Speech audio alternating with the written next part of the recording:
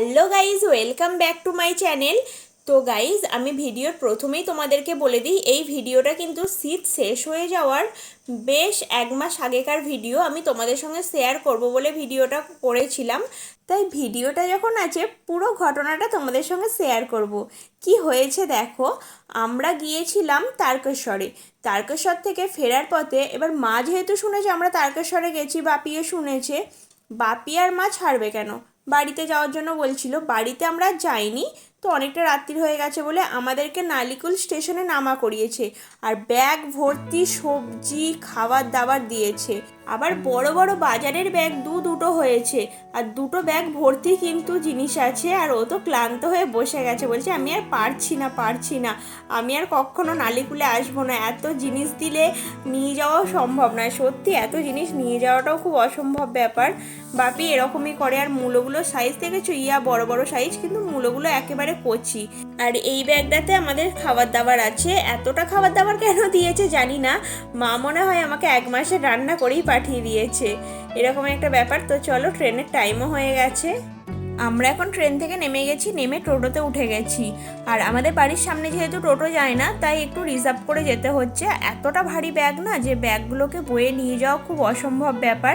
আমি তো ব্যাগটা তুলতেই পারছি না, ও বলে হয়তো সম্ভব হয়েছে ব্যাগটাকে নিয়ে আসাটা। আমি হলে বাপি মা এত জিনিস দিতও না, তো ও আছে বলেই আরও দিয়েছে। আমরা এখন পাড়ার মধ্যে ঢুকে গেছি, মানে আমাদের বাড়ির সামনে চলে এসেছি। তো চলো এখন বাড়ি যাই, বাড়িতে গিয়ে তোমাদের সাথে কথা বলছি।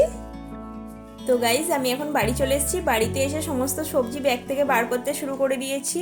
আর দেখো মা কতগুলো মূলো দিয়েছে, আর এদিকে দিয়েছে কড়াইশুঁটি। এগুলো কিন্তু সমস্ত কিছু গাছের, প্রত্যেকটা জিনিস গাছের, মা কিচ্ছু কিনে দেয়নি।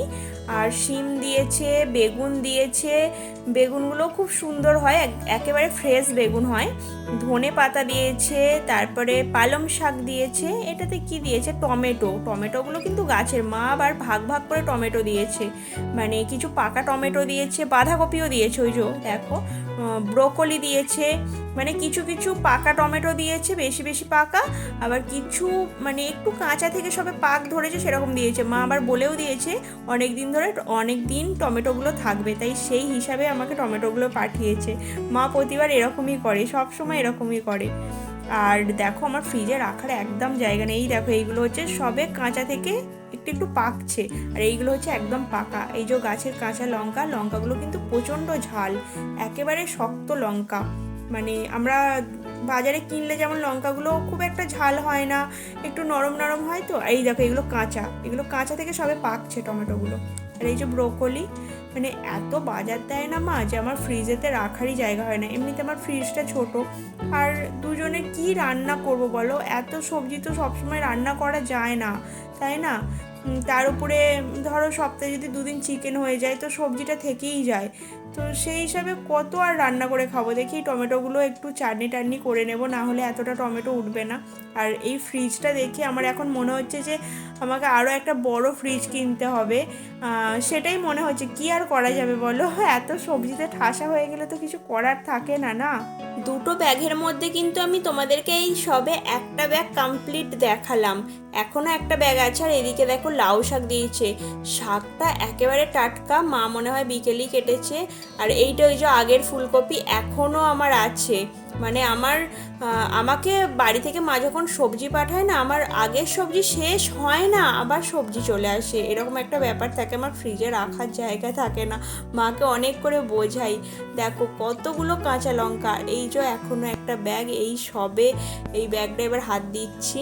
এই ব্যাগেতে দিয়েছে ফার্স্টই যেটা হাত পড়লো, চানাচুরটা মা প্রতিবারই দেয়। আর এখানে আছে শিম, বেগুন, মানে ওই যেটা তোমাদেরকে আগের বারেও দেখালাম সেম।